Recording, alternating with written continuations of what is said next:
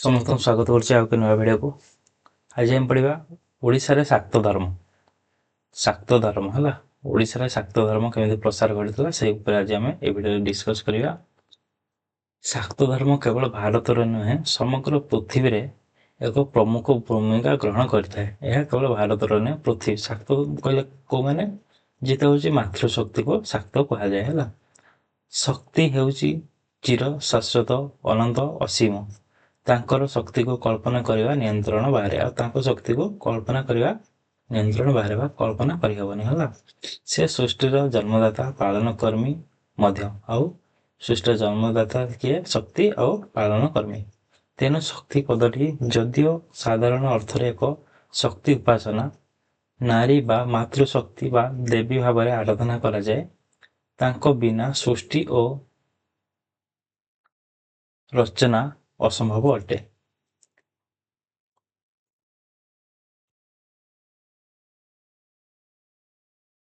ଶାକ୍ତ ଧର୍ମରେ ବିଶ୍ୱାସ ଅଛି ଯେ ଯଦି କୌଣସି ପୁରୁଷ ତାଙ୍କର ଶକ୍ତିଠାରୁ ବିଚ୍ଛିନ୍ନ ହୋଇଯାଏ ତାହେଲେ ସେ ଶକ୍ତିହୀନ ହୋଇଯାଏ। ଏଟା କୋଉଠି ଅଛି? ଶାକ୍ତ ଧର୍ମରେ ବିଶ୍ୱାସ ଅଛି ହେଲା। ଓଡ଼ିଶାର ପ୍ରାଚୀନ ଯୁଗ ଶାକ୍ତ ଉପାସନା ସମ୍ପର୍କରେ ଜାଣିବା ପାଇଁ ଅନେକ ସାହିତ୍ୟିକ ପ୍ରତ୍ନତାତ୍ତ୍ୱିକ ଉପାଦାନମାନ ରହିଛି। କାହା ଉପରେ ଜାଣିବା ପାଇଁ? ଏଇ ଶାକ୍ତ ଉପାସନା ଉପରେ ଜାଣିବା ପାଇଁ ଅନେକ ସୋର୍ସେସ୍ ରହିଛି ହେଲା, ଯାହା ସମ୍ପର୍କରେ ଓଡ଼ିଶାରେ ଅନେକ ମନ୍ଦିରର ପ୍ରାଚୀନ ପ୍ରକୃତିରେ ଏହାର ପ୍ରମାଣ ମିଳିଥାଏ। କୋଉଠି?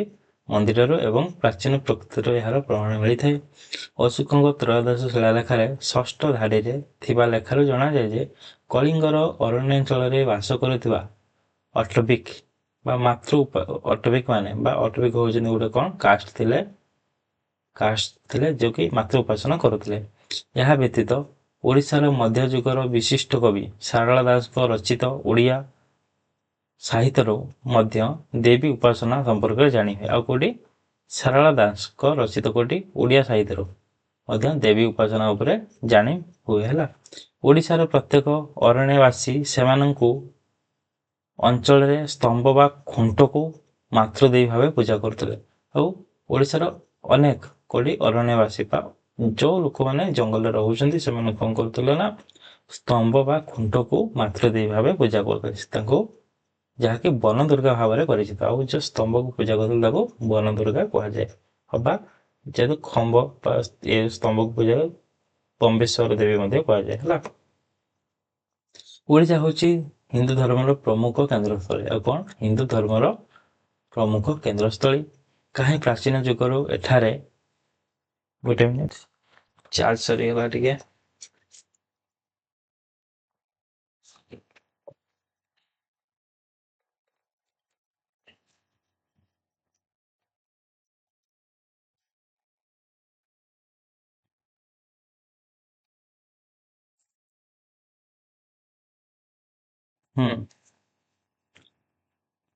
ଏଠାରେ ହିନ୍ଦୁ ଧର୍ମ ବିକାଶ ଘଟିଛି ହେଲା ପ୍ରାଚୀନ ଯୁଗରୁ ଏଠାରେ କ'ଣ ହେଲା ନା ହିନ୍ଦୁ ଧର୍ମର ବିକାଶ ଘଟିଛି। ହିନ୍ଦୁ ଧର୍ମର ବିଭିନ୍ନ ସମ୍ପ୍ରଦାୟ ଯଥା ଶୈବ ଧର୍ମ, ଶାକ୍ତ ଧର୍ମ, ବୈଷ୍ଣବ ଧର୍ମ, ଗଣପାତ୍ୟ ଧର୍ମ ପ୍ରଭୃତି ମଧ୍ୟ ଉନ୍ନତି ଘଟିଛି। କେବଳ ହିନ୍ଦୁ ଧର୍ମରେ କୋଉ କୋଉ ଧର୍ମର ଉନ୍ନତି ଘଟିଛି? ଶୈବ, ବୈଷ୍ଣବ, ଶାକ୍ତ, ଗଣପାତ୍ୟ ଏହି ଧର୍ମର ଉନ୍ନତି ଘଟିଛି। ଯଦି ଆମେ ପ୍ରାଚୀନ ଯୁଗକୁ ନେଇ ଏହି ବିଷୟରେ ଆଲୋଚନା କରିବା ତାହେଲେ ଜଣାଯାଏ ଯେ ଶାକ୍ତ ଉପାସନା ବା ଶକ୍ତି ଉପାସନା ବା ମାତୃ ଉପାସନା ହରପ୍ପା ସଭ୍ୟତାର ମଧ୍ୟ ପ୍ରଚଳିତ ଥିଲା। ଆଉ ଏଟା ହରପ୍ପା ସଭ୍ୟତାରେ ମଧ୍ୟ ପ୍ରଚଳିତ ଥିଲା ହେଲା। ମାତୃଦେବୀକୁ ପୂଜା କରୁଥିଲେ କୋଉଠି? ହରପ୍ପା ସଭ୍ୟତାରେ। ଏହି ବିଷୟରେ ଏଠାକାର ପ୍ରତ୍ନତାତ୍ତ୍ୱିକ ଧ୍ୱଂସାବଶେଷରେ ଜଣାଯାଏ। ଆଉ ପ୍ରତ୍ନତାତ୍ତ୍ୱିକ ଯାହା ଖୋଳା ହେଇଛି ସେଥିରୁ ପ୍ରମାଣ ମିଳିଛି। ହରପ୍ପା ସଭ୍ୟତାର ଧ୍ୱଂସାବଶେଷରୁ ଅନେକ ମାତୃଦେବୀଙ୍କ ମୂର୍ତ୍ତି ମିଳିଛି, ତାହା ପ୍ରମାଣ କରୁଛି ହେଲା। ଓଡ଼ିଶାରେ ସାଧାରଣତଃ ଶକ୍ତି ଉପାସନା ପ୍ରଚଳିତ ଥିଲା। ଓଡ଼ିଶାରେ ଶକ୍ତି ଉପାସନା ବା ମାତୃଦେବୀକୁ ପୂଜା କରୁଥିବା ପ୍ରଚଳନ ଥିଲା। ଏଠାରେ ସେମାନେ ଦେବୀଙ୍କର ବିଭିନ୍ନ ରୂପ ମହିଷମର୍ଦିନୀ ଦୁର୍ଗା, ବରାହ, କାଳୀ, ଚାମୁଣ୍ଡା, ଚର୍ଚ୍ଚିକା, ଭଟ୍ଟାକାରୀ, ଭାଗବତୀ, ନାରାୟଣୀ, ତାରିଣୀ, ସାଇ, ଠାକୁରୀ, ଭୈରବୀ, ସପ୍ତମାତୃକା, ମଙ୍ଗଳା, ଚଣ୍ଡୀ, ବଗଳା ପ୍ରଭୃତି ପୂଜା କରୁଥିଲେ। ଏହି ସବୁ ଦେବାଦେବୀଙ୍କୁ ଓଡ଼ିଶାରେ ପୂଜା କରାଯାଏ, ଏବେ ମଧ୍ୟ ପୂଜା ହେଉଛି। ଏହା ବ୍ୟତୀତ ଶକ୍ତି ଉପାସନା ଅନ୍ୟ ଏକ ରୂପ ଥିଲା ପାର୍ବତୀ, ଦୁର୍ଗା, ହର ପାର୍ବତୀ, ଅର୍ଦ୍ଧନାରୀଶ୍ୱର ତଥା ଅରାଧାନ ପ୍ରଭୃତି ଏହି ସବୁ ଦେବୀଙ୍କୁ ମଧ୍ୟ ପୂଜା କରାଯାଏ ହେଲା। ଏତଦ୍ ବ୍ୟତୀତ ଏହି ସମୟରେ ଗଢ଼ି ଉଠିଥିବା ଶକ୍ତିପୀଠ ଗୁଡ଼ିକ ସମ୍ବଲପୁର, ପୁରୀ, ଭୁବନେଶ୍ୱର, ରାଣୀପୁର, ଝରିଆ ପ୍ରଭୃତି ଏଇଗୁଡ଼ା ହେଉଛି ଗୋଟେ ଗୋଟେ କ'ଣ ଶକ୍ତିପୀଠ। ଏଇଗୁଡ଼ାରେ ଦେବୀମାନଙ୍କୁ ପୂଜା କରାଯାଏ ହେଲା। ଯେ ସମ୍ବଲପୁରରେ ମା ସମଲେଇ, ରାଣୀପୁର, ଝରିଆରେ କ'ଣ କ'ଣ ତ ଚୌଷଠି ଯୋଗିନୀ ଏସବୁ ପୂଜା କରାଯାଏ ହେଲା। ଭୁବନେଶ୍ୱର ଯେମିତି ଚାମୁଣ୍ଡାଙ୍କୁ ପୂଜା କରାଯାଏ, ପୁରୀରେ ସେମିତି ବିମଳାଙ୍କୁ ପୂଜା କରାଯାଏ। ଏମିତି ଏଗୁଡ଼ା ଗୋଟେ ଗୋଟେ ଶକ୍ତିପୀଠ। ଓଡ଼ିଶାରେ 3 ପ୍ରକାରର ଶାକ୍ତ ଉପାସନା। କେତେ ପ୍ରକାର ଶାକ୍ତ ଉପାସନା? ଓଡ଼ିଶାରେ 3 ପ୍ରକାର ଶକ୍ତି ବା ଦେବୀଙ୍କୁ ପୂଜା କରାଯାଏ। କ'ଣ କ'ଣ? ଫାଷ୍ଟ ହେଉଛି ସ୍ତମ୍ଭେଶ୍ୱରୀ ଉପାସନା ହେଲା। କ'ଣ? ସ୍ତମ୍ଭେଶ୍ୱରୀ ଉପାସନା ପ୍ରାଚୀନ ଯୁଗରେ ଅର୍ଥାତ୍ ଖ୍ରୀଷ୍ଟୀୟ 2 ଓ 3 ଶତାବ୍ଦୀରେ ପ୍ରଚଳିତ ଥିଲା। 2ୟ ଓ 3ୟ ଶତାବ୍ଦୀରେ ଓଡ଼ିଶାରେ ପ୍ରଚଳିତ ଥିଲା। ଦେବୀଙ୍କ ଅନ୍ୟ ଏକ ରୂପରେ ଓଡ଼ିଶାରେ ଲୋକମାନେ ପୂଜା କରୁଥିଲେ। ଅନ୍ୟ ଏକ ରୂପରେ ପୂଜା କରୁଥିଲେ ହେଲା। ତାହା ଥିଲା ସ୍ତମ୍ଭେଶ୍ୱର ଉପାସନା। ଆଉ ଏହାକୁ ସ୍ତମ୍ଭେଶ୍ୱର ଉପାସନା କୁହାଯାଏ, ଯାହାକି ଖ୍ରୀଷ୍ଟପୂର୍ବ 3 ଶତାବ୍ଦୀରେ ଅଟେ। ଆଉ ଏହା ଖ୍ରୀଷ୍ଟପୂର୍ବ 3 ଶତାବ୍ଦୀରେ ଅଟେ। ଏଥିରେ ଆଦିବାସୀ ସମାଜର ଦେବୀ ପର୍ଣ୍ଣା ଦେବୀଙ୍କୁ ଜଙ୍ଗଲର ଦେବୀ ଭାବେ ବର୍ଣ୍ଣନା କରାଯାଇଛି। କାହାକୁ? ପର୍ଣ୍ଣା ଦେବୀଙ୍କୁ ବା ପତ୍ର ବା ଜଙ୍ଗଲର ଦେବୀ ହିସାବରେ ବର୍ଣ୍ଣନା କରାଯାଇଛି ହେଲା। ଏବେ ମଧ୍ୟ ପତ୍ରାଶୁଣୀ ନାମକ ଦେବୀଙ୍କୁ ଓଡ଼ିଶାରେ ଗ୍ରାମୀଣ ସମାଜରେ ପୂଜା କରନ୍ତି। ପତ୍ରାଶୁଣୀ ଦେବୀ ଗ୍ରାମ ଠାକୁରାଣୀ ହିସାବରେ ପୂଜା କରୁଛନ୍ତି। ଏଥିରେ କାଷ୍ଠ ବା ପ୍ରସ୍ତରର ଏକ ସ୍ତମ୍ଭକୁ ଦେବୀ ଭାବରେ ଉପାସନା କରାଯାଏ। କାଠରେ ବନା ହେଇଥିବା ବା ପଥରରେ ଏକ ଦେବୀଙ୍କୁ ପୂଜା କରି ଗ୍ରାମ ଠାକୁରାଣୀ ବା ଗ୍ରାମ ଦେବୀ ହିସାବରେ ପୂଜା କରାଯାଏ ହେଲା। ଖିଞ୍ଜିଳି ମଣ୍ଡଳ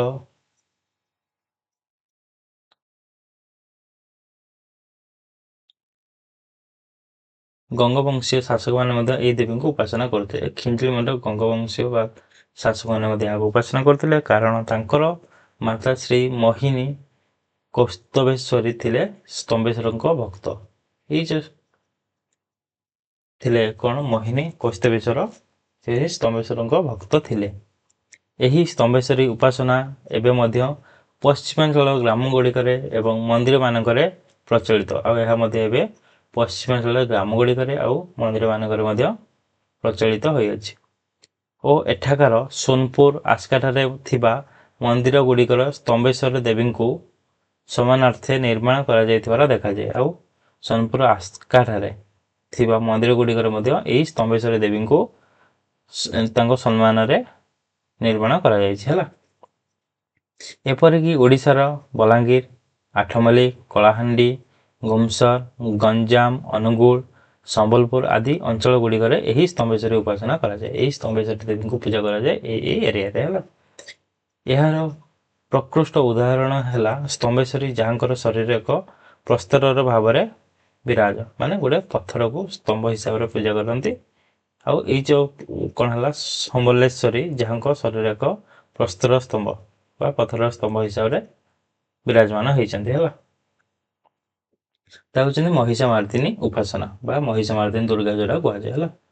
ଓଡ଼ିଶାରେ ସ୍ତମ୍ଭେଶ୍ୱରୀ ଉପାସନା ବ୍ୟତୀତ ମଧ୍ୟଯୁଗୀୟ ଦେବୀ ମହିଷାମାର୍ଦିନୀ ଦେବୀ ଦୁର୍ଗାଙ୍କୁ ମଧ୍ୟ ଆରାଧନା କରାଯାଉଥିଲା। ଏଥିରେ ଦେବୀ ମହିଷାସୁର ଓ ଦକ୍ଷିଣ ହସ୍ତରେ ତ୍ରିଶୂଳ ବଧ କରିଥିବାର ଦେଖାଯାଏ ଓ ବାମ ହସ୍ତଟି ମହିଷଙ୍କର ଅଙ୍ଗ ଧରିଥିବାର ଦେଖାଯାଏ। ଏହିପରି ଏକ ପ୍ରାଚୀନ ଦେବୀ ମୂର୍ତ୍ତି ଯାଜପୁରଠାରୁ ମିଳିଛି। କୋଉଠୁ? ଯାଜପୁରରୁ ମିଳିଛି, ଯାହାକି ବିରଜା ମହିଷାସୁର ମର୍ଦିନୀ ଦେବୀଙ୍କ ଅଟେ। କାହାର? ବିରଜା ମହିଷାମର୍ଦିନୀ ଦେବୀଙ୍କର ଅଟେ ହେଲା। ଅନ୍ୟ ଏକ ମୂର୍ତ୍ତି ମଧ୍ୟ ଭୁବନେଶ୍ୱର ମାର୍କଣ୍ଡେଶ୍ୱର ପୁଷ୍କରିଣୀରେ ଦେଖିବାକୁ ମିଳେ। କୋଉଠି? ଭୁବନେଶ୍ୱର ଯେଉଁ ମାର୍କଣ୍ଡେଶ୍ୱର ପୁଷ୍କରିଣୀ ଅଛି ସେଇଠି ମଧ୍ୟ ଦେଖିବାକୁ ମିଳେ।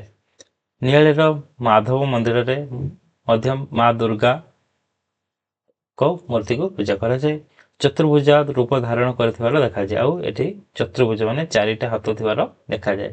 ତେଣୁ ଏଥିରେ ଜଣାଯାଏ ଯେ ମହିଷାମାର୍ଦିନୀ ଦୁର୍ଗା ମୂର୍ତ୍ତି ପୂଜା ପ୍ରାଚୀନ ଯୁଗରେ ପ୍ରଥମ ଲାଭ କରିଥିଲା। ଆଉ ଯେହେତୁ ଅନେକ ପ୍ରାଚୀନ ଯୁଗରେ କ'ଣ ହେଲା ନା ଓଡ଼ିଶାରେ ଦେଖା ହେଉଥିଲା, ସେଥିପାଇଁ କୁହାଯାଏ ଯେ ମହିଷାମାର୍ଦିନୀ ଦୁର୍ଗାକୁ ପ୍ରାଚୀନ ଯୁଗର ଲୋକମାନେ ପୂଜା କରୁଥିଲେ ବୋଲି କୁହାଯାଏ। ଓଡ଼ିଶାର ପ୍ରାଚୀନ ଯୁଗ ଲୋକମାନେ ମହିଷାମାର୍ଦିନୀ ଉପାସନାର କରୁଥିଲେ। ସେହିପରି ଭାବରେ ଖ୍ରୀଷ୍ଟୀୟ 7ମ ଶତାବ୍ଦୀ ବେଳକୁ ଷୋଳଭୁଜା ମହିଷମାଳିନୀ ଦୁର୍ଗା ଉପାସନା ପ୍ରଚଳିତ ଥିଲା। ଷୋଳଭୁଜା କଲେ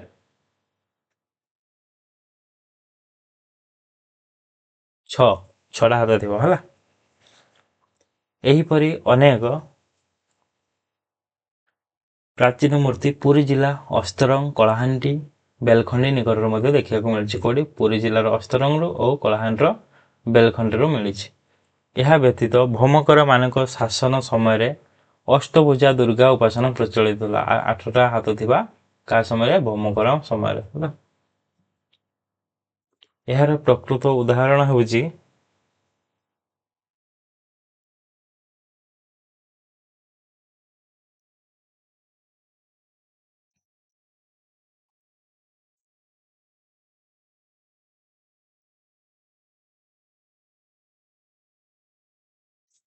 ଏହାର ପ୍ରକୃତ ଉଦାହରଣ ହେଉଛି ଭୁବନେଶ୍ୱର ଶ୍ରୀଶେଶ୍ୱର, ଲିଙ୍ଗରାଜ, ଖିଚିଂ, କିଚକେଶ୍ୱର, ବାଣପୁର, ଭାଗବତୀ ପ୍ରଭୃତି ଏଇ ସବୁ ଅଞ୍ଚଳରେ ପୂଜା କରାଯାଏ ହେଲା।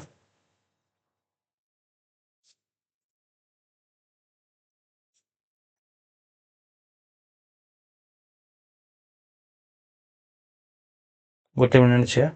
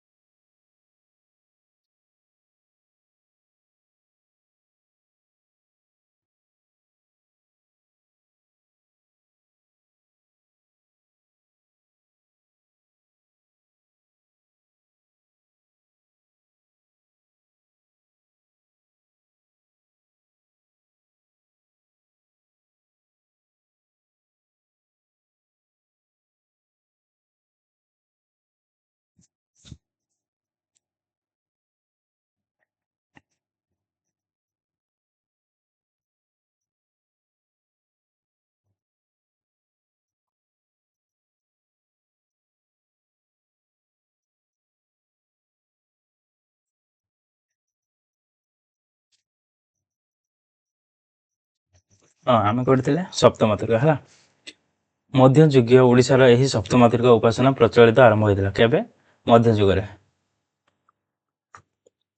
जहाँकि शाक्त उपासनार अन्य एक रूप अटे कହାର शाक्त उपासनार अन्य एक रूप अटे एथिरे 7 जन देवी को पूजा करा जाउतला केते जन को 7 जन सप्तमातृका कहले 7 जन देवी यही उपासना पद्धति रे देवी उमा को 7 गोटी रूप रे पूजा करा जाउतला काको देवी उमा को 7 गोटी रूप रे पूजा करा जाउतला जहाँ ब्राह्मणी कुमारी वैष्णवी इंद्राणी भैरवी एवं चामुंडा है यही माने होचंदी सप्तमातृका 7टा देवी का पूजा करा जाउतला देवी उमा को 7टा रूप रे पूजा करा जाउतला एही परि अनेक मूर्ति आम्भे माने ओडिशार अनेक मंदिर गात प्राचीर तथा भुवनेश्वर परशुरामेश्वर बैताल मुक्तेश्वर देखा पाओ और प्रत्येक मातृकांकर बाहन और अस्त्रशस्त्र देखा मिले बाहन किए और तार अस्त्रशस्त्र आम देखा मिले है विशेषतः सोमवंशी शासकों समय यही उपासनार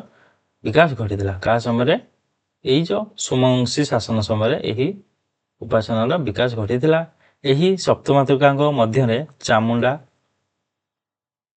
मुख्य स्थान ग्रहण करते किए चामुंडा मुख्य स्थान ग्रहण करते सी अत्यंत भयंकर देखा जाती आई चामुंडा केमती देखा जाती भयंकर देखा जाती तीक्षण चाहाणी विकलार लुप्त जो से भयंकर देखा साधारणतः से डाहाण हस्तर कई फूल और बीज पूरक माला धारण कर बेले बाम हस्त दुईटी एक त्रिशूल और पात्र धारण कर देखा जाए गोटे हाथ में कौन त्रिशूल एवं बीजपुर माल धारण करते अन्य हाथ में त्रिशूल धारण करठारे बाहन होउछन्ति पेचा आ बाहन कौन पेचा है सेमती जोगिनी उपासना है जोटा कि आम 64 जोगिनी 2टा जगह मिली रानीपुर हरियाल आ अनेक जगार भुवनेश्वर हीरापुर है अनेक शाक्त उपासना यही धर्म देखा मिले जहाँकि जोगिनी उपासना कौन नाम रे जोगिनी उपासना नाम रे परिचित ओडिशा रे यही उपासना प्रवर्तक थिले मत्स्यानंद यही उपासना प्रवर्तक किए थिले मत्स्यानंद थिले प्रथमे से यही उपासनार प्रारंभ कामरूप आसाम ठारे प्रचलित करथिले जहाँकि ख्रीष्टीय 8म शताब्दी बेलू तंत्रवाद एक प्रमुख केन्द्रस्थली थिला है कामरूपटा है भारत में अवस्थित 64 जोगिनी पीठ मध्य ओडिशा रे यही 2 गोटी पीठ रही टोटाल जो भारत देखा 64टा 64 जोगिनी मंदिर अच्छी से ओडिशा 2टा अच्छी जहाँकि बलांगीर रानीपुर झरिया एवं भुवनेश्वर हीरापुर निकटस्थ अंचल अवस्थित यही 2टा गोटे झरिया आ गोटे हीरापुर है यह 8म शताब्दी बेलू ओडिशा रे आसीथिला बोली जणा जाए केबे 8th सेंचुरी 8म शताब्दी बेलू ओडिशा रे निर्मित होइतला मंदिर 2टी है शैलद बाबू समय शाक्त उपासना शैलद बाबू को जिते टूर कले ओडिशा रे से समय शक्तिजिम उपासना केमती थिला प्राचीन युग अर्थात ख्रीष्टीय 4th शताब्दी शासन करथुवा गुप्त वंशीय राजा मान समय शाक्त उपासना प्रचलित थिला यही समय विशिष्ट मंदिर मध्य थिला जाजपुर बिरजा मंदिर अन्यतम बिरजा हूँ सब आंसर मंदिर हूँ बिरजा है ओडिशा रे त्रिभुजा बिरजा को प्राचीन शक्ति पूजार प्रतीक भाव पूजा कराए मात्र गुप्त परवर्ती जुगे स्तंभेश्वरी उपासना प्रचलित थिला गुप्त एवं परवर्ती समय कौन है स्तंभेश्वरी पूजा करा जे कि ओडिशा जड़े प्रभावशाली देवी भाव परिचित हो स्तंभेश्वरी कौन ओडिशा जड़े प्रभावशाली देवी थे है अनेक गुरुत्वपूर्ण अभिलेख थिला शैलद बाबू जहाँकि बाणपुर अभिलेख नाम परिचित कह बाणपुर अभिलेख नाम परिचित थिला और यह ओडिशार शक्तपीठ संपर्क में आलोकपात कर शक्तिपीठ उपर आलोकपात करें यही अभिलेखटी धर्मराज श्री मन भट्ट द्वारा देवी भागवती मंदिर को दान कर देवी भागवती मंदिर को दान कर यह व्यतीत शैलद बाबू पृष्ठपोषकतार यही समय केतेक शिव मंदिर रे शक्ति मूर्ति गुड़िक दृश्यमान होता है शक्ति मूर्ति गुड़िक दृश्यमान होता है यह व्यतीत यही समय पुरुषोत्तमपुर तारतारिणी शक्तिपीठ गुड़िक देवी उपासना संपर्क में आलोकपात करें जहाँकि शैलद बाबू समय घटी कौ समय शैलद बाबू समय घटी है ଯେ ଭୌମକର ଶାସନ ସମୟରେ ଶାକ୍ତ ଉପାସନା କୋଉ ସମୟରେ ଭୌମକର ଆମେ ପଢିଲେ ଶୈଳଦେବ ଏବେ ଭୌମକର ହେଲା। ଭୌମକର ରାଜବଂଶ ସମସ୍ତ ଇତିହାସକୁ ଯଦି ଆଲୋକପାତ କରାଯାଏ ତାହେଲେ ଦେଖାଯାଏ ଯେ ଏହି ବଂଶର ଶାସକମାନେ ଯେହେତୁ ପାକ୍ ପର୍ଯ୍ୟାୟରେ ମହାଯାନ ବୌଦ୍ଧ ଧର୍ମର ଉପାସକ ଥିଲେ ପରବର୍ତ୍ତୀ ସମୟରେ ଶୈବ ଧର୍ମର ଉପାସକ ହେଲେ ତେଣୁ ଶାକ୍ତ ଧର୍ମର ପ୍ରାବଲ୍ୟତା ଏହି ସମୟରେ ଦେଖିବାକୁ ମିଳେ ନାହିଁ। ଫାଷ୍ଟ ଥିଲେ କ'ଣ ବୌଦ୍ଧ ଧର୍ମ ଥିଲେ ପରବର୍ତ୍ତୀ ସମୟରେ ଶୈବ ଧର୍ମ ହେଲେ ତେଣୁକରି ଏହି ସମୟରେ ହେଉଛି ଭୌମକର ସମୟରେ ଶାକ୍ତ ଧର୍ମର ବେଶୀ ଶକ୍ତି ଦେବୀଙ୍କୁ ପୂଜା କରାଯାଉନଥିଲା। ତଥାପି ଯଦି ଏହି ବଂଶର ରାଣୀ ତ୍ରିଭୁବନ ମହାଦେବୀଙ୍କର ଢେଙ୍କାନାଳ 17ତମ ତାମ୍ର ପଟ୍ଟାଭିଲେଖରୁ ନିଆଯାଏ ତାହେଲେ ଜଣାଯାଏ ଯେ ସେ ଦୁଇ ଗୋଟି ଦେବୀ ଯଥା କାତ୍ୟାୟନ ଓ ସିଦ୍ଧି ଭୈରବୀଙ୍କୁ ଉପାସନା କରୁଥିଲେ। କାହାକୁ? କାତ୍ୟାୟନକୁ ଆଉ ସିଦ୍ଧି ଭୈରବୀଙ୍କୁ ଉପାସନା କରୁଥିଲେ। ଏହାଛଡ଼ା ଯାଜପୁର ଏକ ଅଭିଲେଖ ଚାମୁଣ୍ଡାଙ୍କର ପ୍ରତିଛବି ଦେଖିବାକୁ ମିଳେ। କୋଉଠି? ଯାଜପୁରରେ, ଯାହାକି ପ୍ରମାଣ କରେ ଯେ ଭୌମକର ରାଜବଂଶର ବତ୍ସର ଦେବୀ ନାମକ ଜଣେ ରାଣୀ ସପ୍ତମାତ୍ରିକ ଉପାସନା ବା ଚାମୁଣ୍ଡାଙ୍କୁ ଉପାସନା କରୁଥିଲେ। ହେଲା, ବତ୍ସର ଦେବୀ କୋଉଠି ମିଳେ? ଯାଜପୁରରେ ମିଳେ। ହେଲା, ଯାହାକି ଭୌମକର ଶାକ୍ତ ଧର୍ମ ପ୍ରତି ଥିବା ଅନୁରକ୍ତି ସମ୍ପର୍କରେ ଧାରଣା ଦିଏ। ଆଉ ଏଇ ଅନୁରକ୍ତି କ'ଣ ଦେଲା? ସେମାନେ ଶକ୍ତିଜୀଙ୍କୁ ପୂଜା କରୁଥିଲେ। ଏତଦ୍ ବ୍ୟତୀତ ଭୌମକର ମାନଙ୍କ କେତେକ ସ୍ଥାପତ୍ୟ ଓ ଭାସ୍କର୍ଯ୍ୟ କଳା ଗୁଡ଼ିକ ତତ୍କାଳୀନ ସମୟରେ ଶାକ୍ତ ଉପାସନାର ପ୍ରତିନିଧିତ୍ୱ କରୁଥିଲା। ଏହା ବ୍ୟତୀତ ଭୌମକର ମାନଙ୍କର ସମୟରେ ଅନେକ ମନ୍ଦିର ମୟୂରଭଞ୍ଜ ଖିଚିଂ, ଭୁବନେଶ୍ୱର ବୈତାଳ, ମୋହିନୀ ପ୍ରାଚୀନ ଉପତ୍ୟକାର ଅନେକ ଶାକ୍ତ ମୂର୍ତ୍ତି ମଧ୍ୟ ସେମାନଙ୍କ ଶାକ୍ତ ଧର୍ମ ପ୍ରତି ପୃଷ୍ଠପୋଷକତା ସମ୍ପର୍କରେ ଆଲୋକପାତ କରେ। ତାହେଲେ ଅଛି ସୋମବଂଶୀ ସମୟରେ ଶାକ୍ତ ଧର୍ମ। ଭୌମକର ରାଜବଂଶ ଶାସନ ପରେ ଓଡ଼ିଶାରେ ସୋମବଂଶୀ ଶାସନ ପ୍ରଚଳିତ ହୋଇଥିଲା। ଏଟା ଆମେ ସମସ୍ତେ ଜାଣିଛେ। ଯଦିଓ ସେମାନେ ଶୈବ ଧର୍ମର ପୃଷ୍ଠପୋଷକତା କରୁଥିଲେ, ଯଦିଓ ଶିବଙ୍କୁ ପୂଜା କରୁଥିଲେ, ତଥାପି ସୁବର୍ଣ୍ଣପୁର ଦେବୀ ଭାଗବତୀ ପଞ୍ଚାବରୀଙ୍କୁ ମଧ୍ୟ ଉପାସନା କରୁଥିଲେ। କାହାକୁ? ସୁବର୍ଣ୍ଣପୁରରେ ଦେବୀ ଭାଗବତୀଙ୍କୁ ପୂଜା କରୁଥିଲେ, ଯାହାକି କୋଶଳର ପ୍ରଥମ ରାଜଧାନୀ ଥିଲା। ଆମେ କ'ଣ ଜାଣିଲେ? କୋଶଳର ପ୍ରଥମ ରାଜଧାନୀ କ'ଣ ଥିଲା? ସୁବର୍ଣ୍ଣପୁର। ହେଲା, ଏହା ବ୍ୟତୀତ ଅନ୍ୟ ଜଣେ ପ୍ରସିଦ୍ଧ ସୋମବଂଶୀ ଶାସକ ଥିଲେ ଯଯାତି ଦ୍ୱିତୀୟ, ଯିଏକି ବ୍ରହ୍ମେଶ୍ୱର ମନ୍ଦିର ଅଭିଲେଖରେ ଉଲ୍ଲେଖ ଅଛି ଯେ ସେ ହେଉଛନ୍ତି ଉଭୟ ଚଣ୍ଡୀ ଶକ୍ତି ଓ ହର ଶିବଙ୍କର ପରମ ଉପାସକ। ତେଣୁ ଏଥିରୁ ଜଣାଯାଏ ଯେ ଯଯାତି ଦ୍ୱିତୀୟ ଚଣ୍ଡୀହରା ଭାବେ ନିଜକୁ ଅଭିହିତ କରିଥିଲେ। ଗଙ୍ଗ ମାନଙ୍କ ସମୟରେ ଶାକ୍ତ ଧର୍ମ। ହେଲା, ଗଙ୍ଗ ସମୟରେ କ'ଣ ହେଲା? ଶାକ୍ତ ଧର୍ମରେ କ'ଣ ହେଇଥିଲା ସେ ବିଷୟରେ ପଢିବା। ଓଡ଼ିଶାରେ ସୋମବଂଶୀ ପରେ ଗଙ୍ଗବଂଶୀ ମାନଙ୍କର ଶାସନ ବ୍ୟବସ୍ଥା ପ୍ରଚଳିତ ହୋଇଥିଲା। କାହାପରେ? ସୋମବଂଶୀ ପରେ କିଏ ଶାସନ କଲେ? ଗଙ୍ଗବଂଶୀ ମାନେ ଶାସନ କଲେ। ସେମାନେ ଶାକ୍ତ ଉପାସନାକୁ ଏକ ସ୍ୱାଧୀନ ଧର୍ମରେ ପରିଣତ କରିଥିଲେ। ଆଉ ଏଇ ଯେ ଶକ୍ତି ଉପାସନା କ'ଣ ହେଲା? ସ୍ୱାଧୀନ ଧର୍ମରେ ପରିଣତ କରିଥିଲେ। କାରଣ ସେମାନେ ଯେହେତୁ ସେମାନଙ୍କର ଜଗନ୍ନାଥ ଧର୍ମକୁ ରାଷ୍ଟ୍ର ଧର୍ମ ଭାବେ ଗ୍ରହଣ କରିଥିଲେ, ତେଣୁ ଶାକ୍ତ ଉପାସନା ମଧ୍ୟ ଏଥିରେ ମିଶ୍ରିତ ଥିଲା। ହେଲା, ଜଗନ୍ନାଥ ଧର୍ମରେ ଶକ୍ତିଙ୍କୁ ମଧ୍ୟ ପୂଜା କରାଯାଏ। ଯେମିତି ମା ବିମଳାଙ୍କୁ ପୂଜା କରାଯାଏ, ମା ବିମଳାଙ୍କୁ ଆଜ୍ଞାମାଳ ଆସେ, ସେମିତି ସେଇ ସମୟରେ ଯେହେତୁ ଏଟା ଜଡ଼ିତ ଥିଲା ସେମାନେ ମଧ୍ୟ ପୂଜା କରୁଥିଲେ। ହେଲା, ତେଣୁ ଏହି ସମୟରେ ନିର୍ମିତ ପ୍ରତ୍ୟେକ ମନ୍ଦିରରେ ଦେବୀ ମୂର୍ତ୍ତିଙ୍କ ସ୍ୱତନ୍ତ୍ର ଭାବରେ ଦେଖିବାକୁ ମିଳେ। ଆଉ ଅନେକ ମନ୍ଦିରରେ ଦେବୀ ମୂର୍ତ୍ତି ଦେଖିବାକୁ ମିଳେ। ଯେମିତି ଆମେ ଯଦି କୋଣାର୍କ ମନ୍ଦିର ଯିବ ଅନେକ ଦେବୀ ମୂର୍ତ୍ତି ଦେଖିବାକୁ ମିଳିବ। ତମେ ଉଦାହରଣ ସ୍ୱରୂପ ଉମା, ମହେଶ୍ୱର, ପାର୍ବତୀ, ଅର୍ଦ୍ଧନାରୀଶ୍ୱର ଏଇ ସବୁ ଦେବୀଙ୍କୁ ଦେଖିବାକୁ ମିଳେ।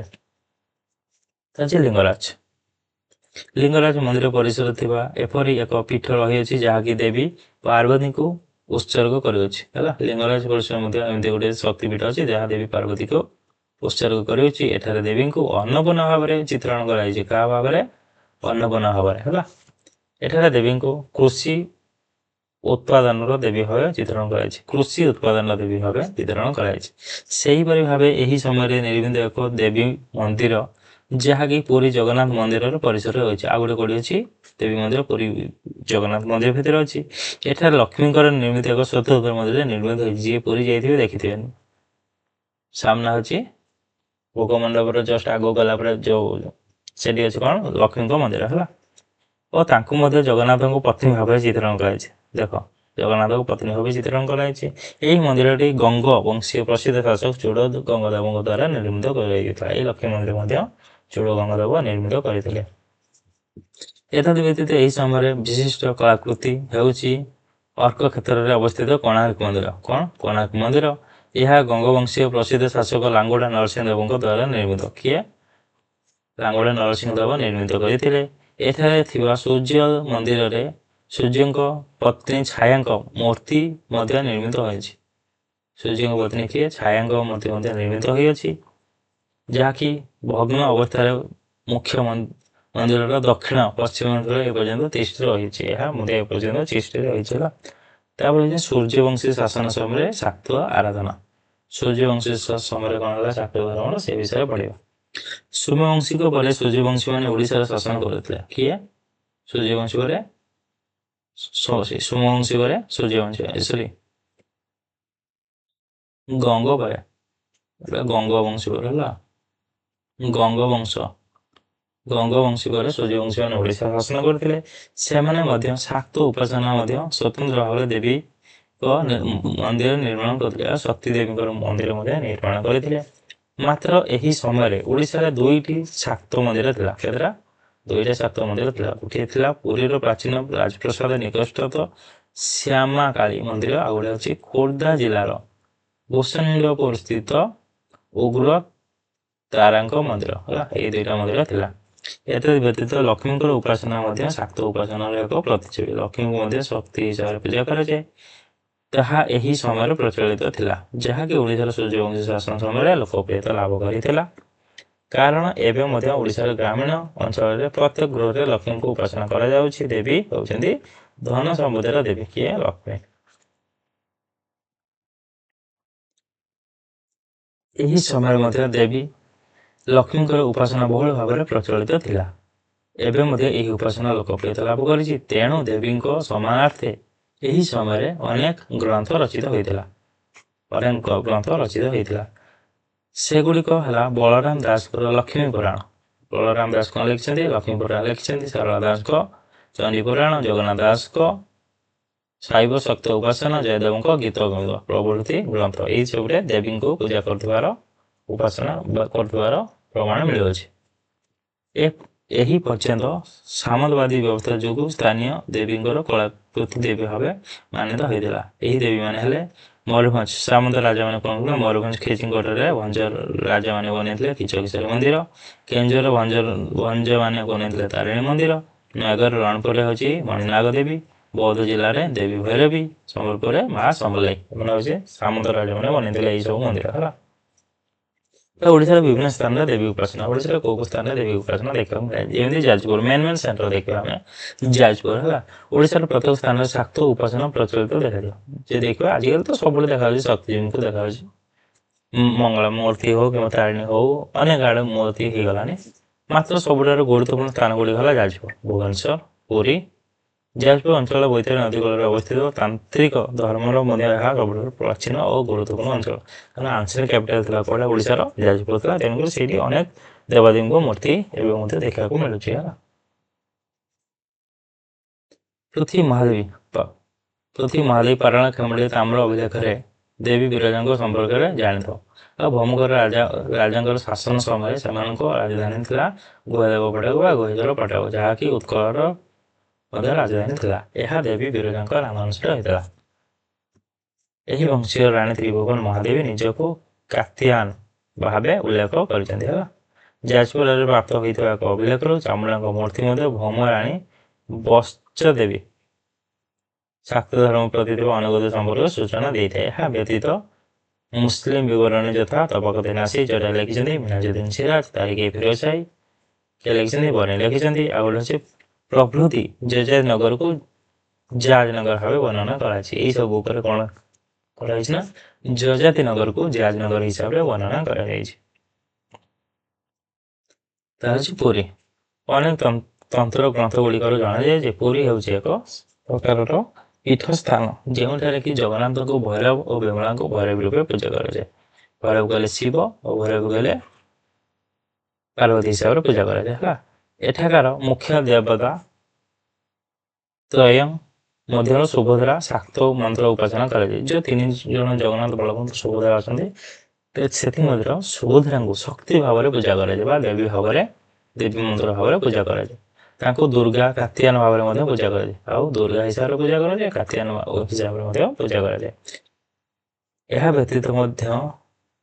ବ୍ୟତୀତ ଶାକ୍ତ ଧର୍ମର ପ୍ରଭାବ ଯୋଗୁଁ ଜଗନ୍ନାଥ ମନ୍ଦିର ପରିସରରେ 2 ମନ୍ଦିର ଅଛି, ମା ବିମଳା ଆଉ ଅନ୍ନପୂର୍ଣ୍ଣା।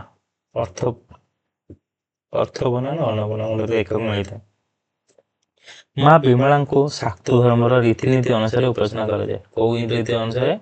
ଅନ୍ନପୂର୍ଣ୍ଣା ଅର୍ଥପୂର୍ଣ୍ଣା ଛାଡ଼, ଏଟା ଦେଖିଦବ ହେଲା, ଅନ୍ନପୂର୍ଣ୍ଣା ନା ଅର୍ଥପୂର୍ଣ୍ଣା ଡାଉଟ୍ ଲାଗୁଛି ଟିକେ। ଏହା ବ୍ୟତୀତ ଜଗନ୍ନାଥ ମନ୍ଦିର ପ୍ରତ୍ୟହ ପୂଜା ଉପାସନା ବୈଦିକ ଓ ତାନ୍ତ୍ରିକ ନିୟମ ଅନୁସାରେ ହୋଇଥାଏ। ଆଉ ତାନ୍ତ୍ରିକ ହିସାବରେ ପୂଜା କରାଯାଏ ଏବଂ ଜଗନ୍ନାଥ ମନ୍ଦିରରେ ଏବଂ ବୈଦିକ ହିସାବରେ ମଧ୍ୟ ପୂଜା କରାଯାଏ। ବଳରାମ ଦାସଙ୍କ ବଟ ଅବକାଶ। ବଳରାମ ଦାସ ବଟ ଅବକାଶ ପ୍ରଭୁ ଜଗନ୍ନାଥଙ୍କୁ 64 ଯୋଗିନୀ କାର୍ତ୍ତିଆୟନ ସପ୍ତମାତୃକା ବିମଳା ବିରଜା ପ୍ରଭୁଙ୍କ ଦ୍ୱାରା ଭୂଷିତ କରାଯାଇଛି। ଏଥିରେ 76 ଜଣ ମାତୃଦେବୀ ଯଥା କାଳୀ, ଶାକମ୍ଭରୀ, ରାମଚଣ୍ଡୀ, ଅପରାଜିତା, ପିଙ୍ଗଳା, ଚର୍ଚ୍ଚିକା, ଛାୟା, ଜାଗୋଳାଇ, ହାଡ଼ବାଇ, ସମଲାଇ, ବଗଳା, ମଙ୍ଗଳା, ବରୁଣେଇ, ତାରିଣୀ, କନକେଶ୍ୱର ପ୍ରଭୃତି ବିଷୟରେ ଉଲ୍ଲେଖ କରାଯାଇଛି। ତା ଅଛି ଭୁବନେଶ୍ୱର ହେଲା। ଭୁବନେଶ୍ୱର ମଧ୍ୟ ଏକାମ୍ର କ୍ଷେତ୍ର ଭାବେ ପରିଚିତ। ଆଉ ଭୁବନେଶ୍ୱର ମଧ୍ୟ ଏକାମ୍ର କ୍ଷେତ୍ର ଭାବରେ ପରିଚିତ। ଏହା ମଧ୍ୟ ଏକ ପ୍ରସିଦ୍ଧ ଶାକ୍ତ ପୀଠ ଭାବରେ ପରିଚିତ। ଏହା ମଧ୍ୟ ଏକ ଶକ୍ତିପୀଠ ଭାବରେ ପରିଚିତ। ଏହି ବିଷୟରେ ବ୍ରହ୍ମ ନୀଳତନ୍ତ୍ର ଓ ମନସ୍ତତ୍ତ୍ୱର ସତ୍ୟରେ ବର୍ଣ୍ଣିତ ହୋଇଅଛି, ଯାହାକି ଅତୀତର ଭୁବନେଶ୍ୱରଠାରେ ତାନ୍ତ୍ରିକ ଉପାସନା ପ୍ରଚଳିତ ସମ୍ପର୍କରେ ସୂଚନା ଦିଏ। ଏହା ମଧ୍ୟ ତନ୍ତ୍ରିଜିମ୍ ଉପରେ ଇନଫର୍ମେସନ ପ୍ରୋଭାଇଡ କରୁଛି ହେଲା। ଏଠାକାର ଶାକ୍ତ ଉପାସନା ପ୍ରଭାବ ଓ ବିକାଶ ବିଭିନ୍ନ ମନ୍ଦିରରେ ଦେଖିବାକୁ ମିଳେ ବା ଭାସ୍କର୍ଯ୍ୟରୁ ମିଳୁଛି, ବିଭିନ୍ନ ସ୍ଥାପତ୍ୟରେ ଦେଖିବାକୁ ମିଳୁଛି। ଖ୍ରୀଷ୍ଟୀୟ 8ମ ଶତାବ୍ଦୀରେ ବୋଇତାଳ ଓ କପାଳିନୀ ମନ୍ଦିର ବୋଇତାଳ ଆଉ କପାଳିନୀ ମନ୍ଦିରରେ ମଧ୍ୟ ଅଭ୍ୟନ୍ତରୀଣ ପ୍ରାଚୀରରେ ବିଭିନ୍ନ ତାନ୍ତ୍ରିକ ଭାସ୍କର୍ଯ୍ୟମାନ କଳାମାନ ସ୍ଥାପତ୍ୟମାନ ଦେଖିବାକୁ ମିଳିଥାଏ। ଏଠାକାର ଆସୀନ ଦେବୀ ଉଭୟଙ୍କୁ ଚାମୁଣ୍ଡାଙ୍କ ମୂର୍ତ୍ତି ଅଟେ। ଐତିହାସିକ କୃଷ୍ଣଚନ୍ଦ୍ର ପାଣିଗ୍ରାହୀଙ୍କ ମତରେ ବୋଇତାଳ ଶବ୍ଦରୁ ଆସିଛି। ଏଠାରେ ମଧ୍ୟ ଅର୍ଦ୍ଧନାରୀଶ୍ୱର, ମହିଷାମର୍ଦିନୀ, ସପ୍ତମାତୃକା ପ୍ରଭୃତି ଗର୍ଭଗୃହ ସ୍ଥାନ ପାଇଥିବାର ଦେଖାଯାଇଛି।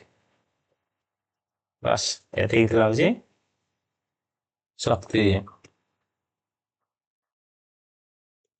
ଗୋଟେ ଲଙ୍ଗ କ୍ୱେଶ୍ଚନ ହେଲା, ଲଙ୍ଗ କ୍ୱେଶ୍ଚନ ହେଇଯିବ। ଏହା ଓଡ଼ିଶାରେ ଶକ୍ତି କେମିତି ପ୍ରସାର ଲାଭ କରିଥିଲା ସେ ବିଷୟରେ ଆମେ ପଢ଼ିବା। ଆଗାମୀ ଟପିକ ଆଣିକି ପଢ଼ିବା କ'ଣ, ଆଉ ଗୋଟେ ନୂଆ ଟପିକ ନେଇକି ଆସିବା ନେକ୍ସଟ ଭିଡ଼ିଓ, ଯେଉଁଟାକି ଆମେ ବୁଦ୍ଧିଜିମ୍ ଉପରେ ପଢ଼ିବା। ବେସିକାଲି ଓଡ଼ିଶାରେ ବୁଦ୍ଧିଜିମ୍ର ବିକାଶ କେମିତି ଘଟିଥିଲା ସେ ଉପରେ ପଢ଼ିବା। ହଉ, ଆଜି ମୁଁ ଏତିକି ରହିଲି। Good night.